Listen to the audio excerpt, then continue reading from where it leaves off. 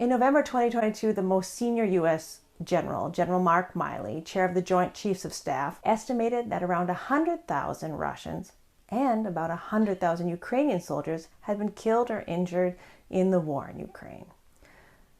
Milley's numbers corresponded with what had been reported for Russia in Western media, but his estimates for Ukraine surprised some. Although the U.S. supports Ukraine, could Milley's statement in November have been an attempt to frame or reframe America's support? That's a very difficult question. My view is he's just weak.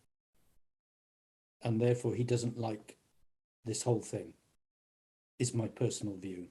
That he is in a job above his pay grade and he shouldn't be there. Because his job as commander in a war like this should be to help Ukraine win with everything at his personal disposal and to give his political chiefs every tool that they can and every sensible explanation militarily that they can, not the political ones. He should not be dabbling in the politics of this, and he has done so several times. And I think that's wrong. He shouldn't be doing that. He's military. Okay, and when those numbers came out, 100,000 is the first thing someone hears, and it sounds like a lot, and they say killed or injured, and they lump those two numbers together. Is there no differentiation?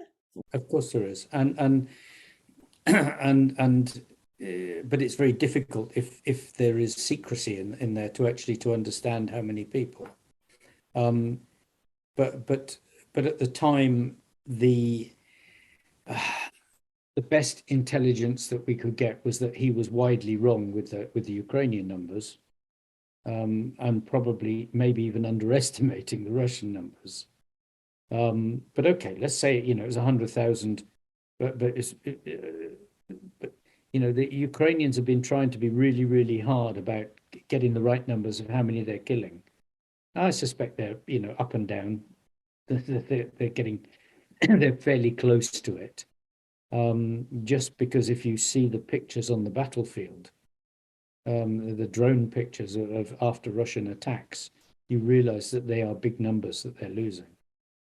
It's hard to judge with the Ukrainian numbers, but I mean, going on Facebook, there obviously are people that are not talking about people dying on Facebook, but there are a lot of people talking about those that have died, and the numbers are not that high. They are high by Ukrainian standards. So when Ukraine says it's had a bad time, then some days I've talked to people and they said, yeah, we lost 20 yesterday from a unit. Okay, multiply that across the whole battlefield. But you can't, because they're not all fighting across the whole battlefield. So, the brigade that one of my friends is in down near Kherson, I mean, they've been shelled lots, but they haven't lost anybody.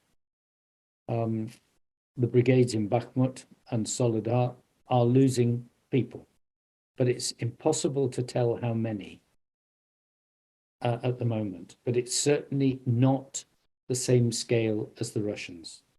Politically, should we worry about this? The answer is we can't afford to.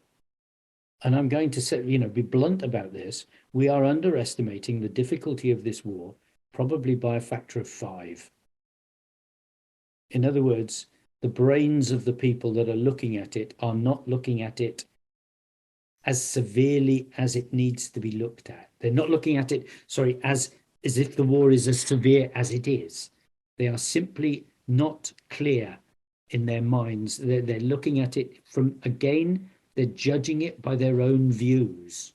They're not actually judging it by the realistic, what the hell is happening on the front line and how nasty is it on the front line and what is Russia doing on the front line. Okay, I love them dearly. Britain is handling 10 Challenger tanks, but does it realize how little that is? It's a drop in the ocean. It's a drop in the ocean. And politically, it's a nice thing. Maybe it'll unlock tanks from Germany and unlock tanks from Poland and Czech Republic and everybody else. But the numbers that we're talking about for supporting Ukraine are tiny. Still, people think it's a lot. It's not. It's not. It's enough for Ukraine to survive. and they are surviving by dead soldiers, lots of dead soldiers, because they don't have the equipment that they need. They don't have the enough grenade launchers, enough mortars and mortar ammunition, enough winter equipment, just simple winter equipment. There are still units that have not got winter equipment because we gave lots. Yes, we gave lots, but it's not enough. And I don't think people are drawing the deduction from this. If we lose this war, if Ukraine loses this war, Russia will go somewhere else. Okay, they may take a few years and a break, but they're going to go somewhere else.